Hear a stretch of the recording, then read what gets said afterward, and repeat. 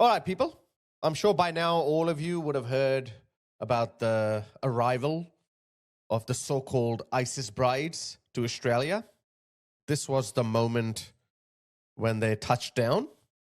This is going to go down as one of the most important days in modern Australia's history. This is a turning point. Either we just accept it as a country, we just take it. You know, like when these things were happening in the UK, they didn't do anything. They looked the other way. It didn't affect them. But like, yeah, whatever. Or we make a stand and say, this is not Australia. Australia has got nothing to do with this. Mainstream Australian society has got nothing to do with these people. These people are being brought back, and our government is supposedly help us. We can't do anything. I have since learned that there is a thing called temporary exclusion order or something. They could have blocked this.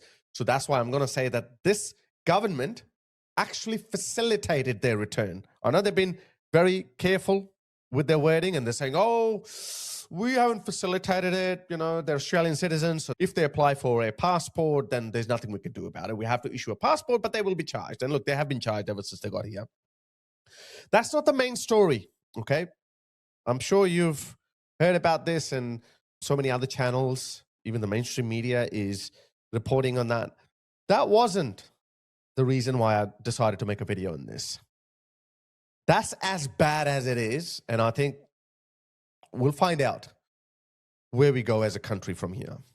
But have a look at this. It's not just the ISIS brides that we need to be worried about. Have a look at the welcome party. Look at these people. Every single one of them. They came in to welcome the so-called ISIS brides. How many of them are ISIS sympathizers? How many of them support the ideology in one way or another?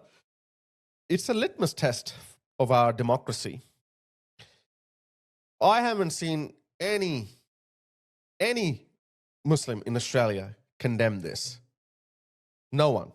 From Walid Ali to, there's some famous Muslims or even ordinary Muslims that you come across on social media. No one has said anything. It says a lot about who these people are loyal to. And then they wonder why all these white people, all these non-Muslims are turning against them.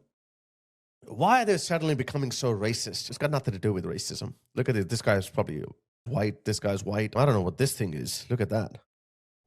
Have a look at this video. They're just waiting for their ISIS brides to come. This is normal Australia, guys. This is Australia. What did Australia get out of that? Look at them, how disrespectful they are. So they were surrounded by journalists. And look at their language. Get out of my way. Get out of my way. Get out of my way. Why did you marry an ISIS terrorist? Shut up, you slut. Shut up, you slut. This human garbage calls her, shut up, you slut. Why do your children radicalized? Apparently one of them almost punched one of the journalists in the stomach. What are you going to do now here in Melbourne? Look at this guy. Look at this human garbage. He should be deported just for the way he looks. His parents were definitely cousins, 100%. Wait, look at that. A retard. So one of the women has been identified.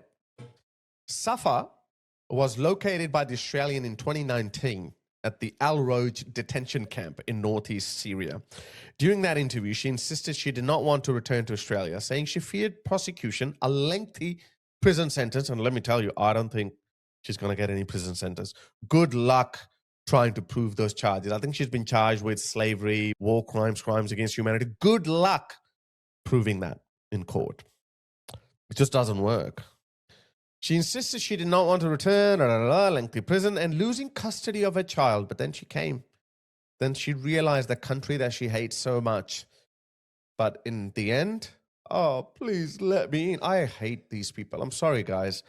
You understand why I am the way I am? Why I say that every single person who lives in one of these great countries, if they woke up every single day and professed their gratitude to the country that let them in, it still won't be enough. It's such a privilege. Those who are born here, they're lucky, okay? You're lucky. Nobody chooses to be born where they're born. But every person who's not born in one of these great countries successfully manages to come to one of these countries should be grateful for every single day. But these people actually went the extra mile. So we have these people like the ones that I showed you. They have no love for Australia. I'm sure if you looked into them, they'd be defrauding Centrelink. They'll be defrauding the NDIS system. They contribute nothing to Australian society. Yet we're being forced to live with them. She said she had chosen to travel to Syria because she rejected Western culture. Disgraceful woman is now back. Please let me in. Oh, I was wrong. Actually, no, she wouldn't even say that she was wrong. This is a fresh photo, I think. She still hasn't taken her hijab off. Still holds on to many of those ideas that propelled her to go to Syria and wanted to raise her son in a more conservative environment. By conservative, she means taking women as sex slaves, beheading people. Some of the children actually took part in the beheading of their victims. It was my decision to come here to go away from where women are naked on the streets. Every single one, the men that I showed you, even they hold this view. They see Western women as sluts. Oh, yeah, there you go. He actually said it. The first thing that came out of his mouth about an Aussie female journalist, shut up, you slut. That's what he said. That's how they see women. And we are being forced to embrace these people. Multiculturalism is beautiful. Diversity is our strength. This is a curse. Every single Western country is being ruined by these people. Every single Western country. In Britain, they just had local elections.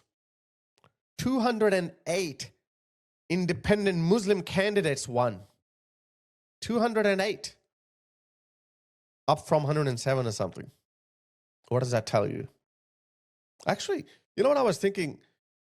Why is this Labour government supporting them? Why did they not use this temporary exclusion order?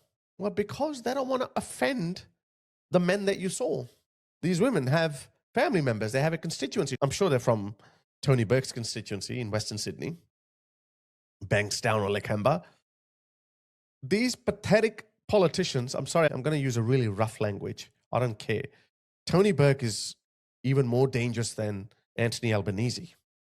Anthony Albanese is the worst prime minister in Australia's history.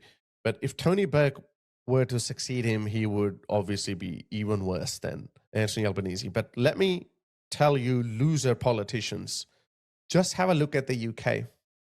Their Labour Party has been appeasing their Muslim constituents for many decades. And look at them now. The moment they get to a critical mass, they discard you. They will either prop up their own Muslim candidates or they'll switch side to someone else. Well, actually, yeah. Right now in the UK, they're using the Greens as a stepping stone. You think Muslims love gay strippers and LGBTQ and gender fluidity and decriminalize all drugs? No, they don't.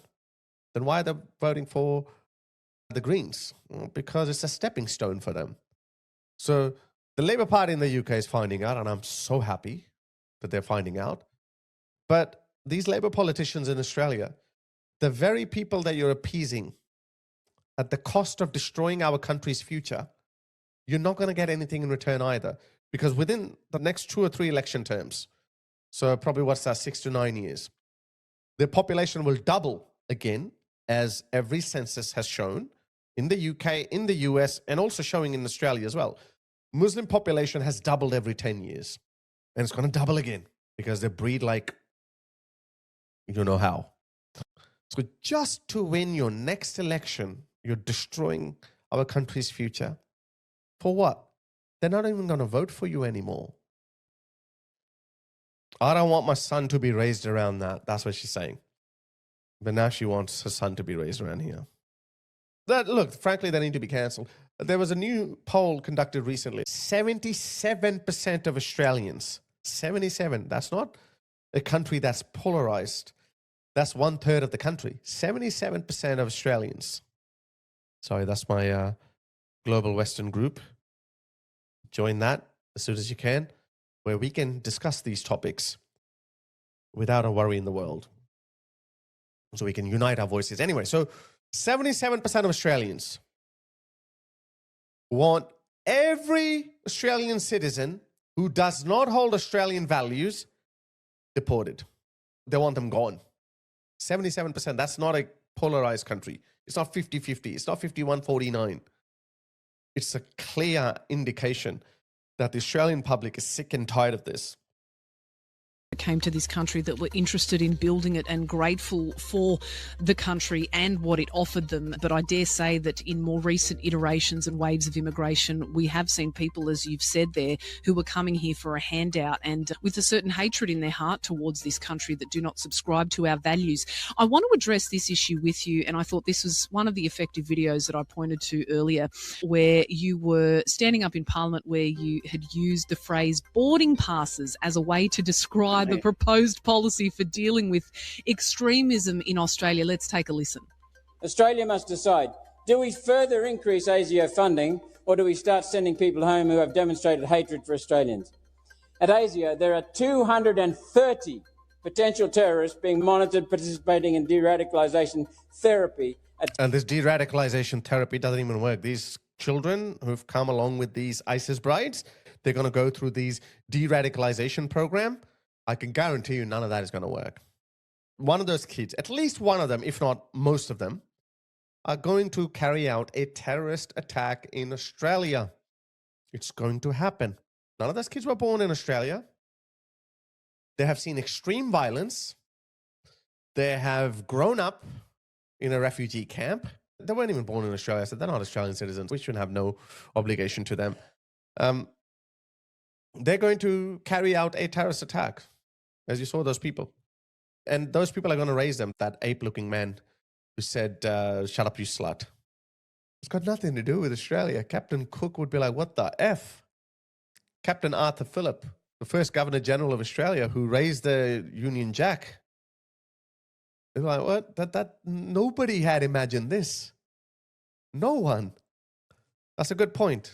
Should we just keep increasing the budget of Asia to keep monitoring these people? And by the way, these watch lists don't work either.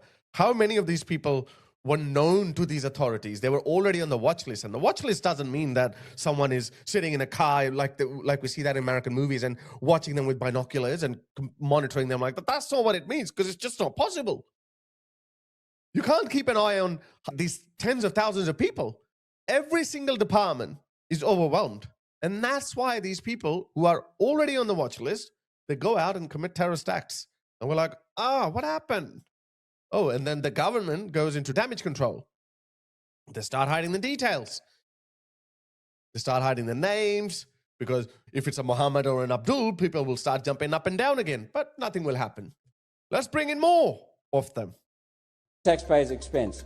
Here's one nation's de-radicalisation therapy. Boarding passes, immediate deportation, remigration, never to return. I think that sounds like a pretty effective deportation policy, but could you make it happen? How do you introduce legislative powers that can make that a reality, Senator Roberts? When I first started talking, Pauline's been talking and working on this policy for 30 years. I first started really talking about it when we realised the homelessness was in a crisis, record numbers of homelessness. That was about 5 years ago. Some very good staff. And then we pinned that back to immigration. Then we started chasing immigration. We got the usual Nazi slurs and the racist slurs. And you're right. Racism is not about, you can talk about another race or about several races. That's not racism. Racism is where you attribute superiority to one or the other. And it doesn't matter, like, nobody cares. Have you seen the UK? Reform has won in the local elections there. 1,580 seats. They won. But people don't care anymore. And wait till Restore jumps in, which is even further to the right of Reform. Reform is not even right. Reform is what I would say classical conservative. Reform is what the Conservative Party should have been, or what it used to be in the 80s and the 90s. Before the woke madness or this liberalism on steroids hit after Tony Blair days. So guys, this is going to be a turning point in our history. Either we take it up the backside, like the British people did. They looked the other way. They didn't protest when their country was being Islamized by design or through natural evolutionary process. I don't know. I don't care. But we have no excuse because we have seen the demise of the United Kingdom. We don't have to go down the same suicidal route that they did. We have to be ruthless. Those people that you saw at the start, they bring nothing to Australian society. Absolutely nothing. I guarantee you, half of them are on Centrelink. Half of them are defrauding the NDIS. And all of them hate the Australian way of life. What are we going to do about that? Join my Telegram group. That's where like-minded people share ideas. The link is in the description.